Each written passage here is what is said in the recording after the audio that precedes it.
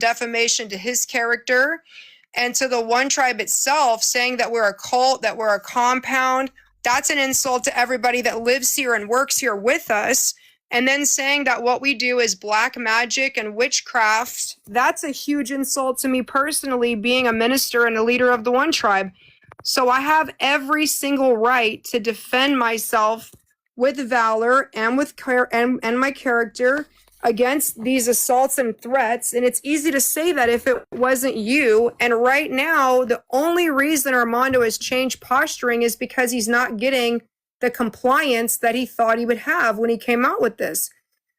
I've been attacked now from basically the first week of November until December 20, I guess, really all the way up till December, really all the way till yesterday was the last threatening message I got from him.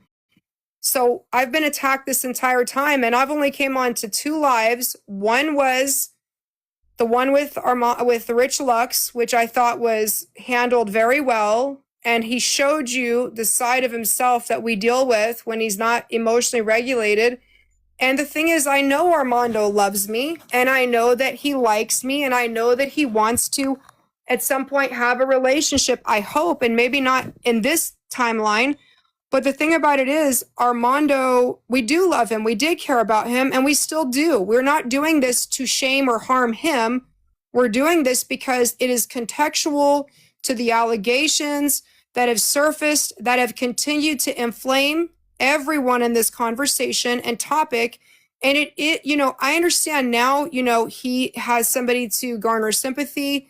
He is in a bad situation. Let me say that. Armando is not in a good headspace. He's not emotionally in a good headspace. He's not mentally and physically probably in a good headspace. And he is in a financial bind, I imagine. He's in the same circumstances that I found him in originally when I brought him to Austin and we paid for his bus ticket and his 5-star hotel and his retreat and gave him money and free classes and free readings. We brought him out of that situation, all of that. Okay, so I understand where you're coming from with the empathy and we shouldn't attack Armando and he finally quit attacking you.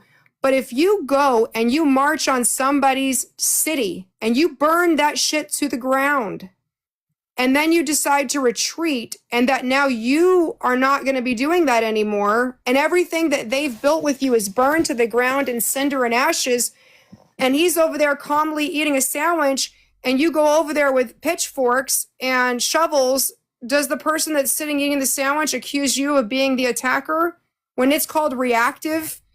When it's called a reactive response? He hasn't quit yet. He literally called us worse than the Epsteins and said all kinds of things. If I didn't just give you enough allegations right there for us to have filed a cease and desist order with our attorney, I don't know what else I can tell you. I'm not doing this to bring him down. This is not about Armando. He's not the victim of the situation. We're just trying to give you both of the information and let you make your own educated decision. I'm not telling you to believe me, and I'm not telling you to believe him. I'm telling you to take the information and make your own informed decision. Kill yourself. Right? To the truth. I mean, if somebody burns your house to the ground and then they decide to go to their house and sit down and go to bed, have they still not attacked you and burned everything to the ground? The allegations that he made, if I did not have such a strong following that has been with me for a decade, it would have destroyed I'm pretty sure, it would have destroyed my business. It would have definitely put a huge harborance, being the harbinger of bad news for the One Tribe and for the people that have been here with this movement for years. I'm not a singular person, guys. Just because I'm Spirit Doctor Sunshine Frost, I'm not singular. I am one of the chiefs of the One Tribe, and I'm not singular. I'm just the voice that you hear the most. Mr. Sunshine is a highly respected healer and chief of the One Tribe. He's one of our tribal leaders. We have many of them. White Feather is one. Angel Boss is one. Andrea Rockwood is one. We have had people that have been in the One Tribe for years, and it's not just me that's being personally attacked. It's our entire organization. It's our theory. It's our home. It's our land. It's what we do as a teaching. So we asked him to please take the videos down and please just quit talking about us. We asked him in that live to please stay in his lane and we would stay in our lane. And please just don't inflame it or put fuel in the fire, and we wouldn't either. The very next day, he goes on a live and talks about us. We leave it alone. And then the very next night, he shows up on my live, and I could have blocked him, called him out, created drama. I had no desire to do that whatsoever. I allowed him to be there to moderate. I encouraged him. I never said a bad word about him. We gave a reading to some people on the live. And then what happened was he came after me after the live and said that, do you remember that you wanted me to be your paid NIGGER? And you wanted me to be your slave? Did you forget that? Yeah, that's what he told me. And he's dragging me down talking bad about me tonight.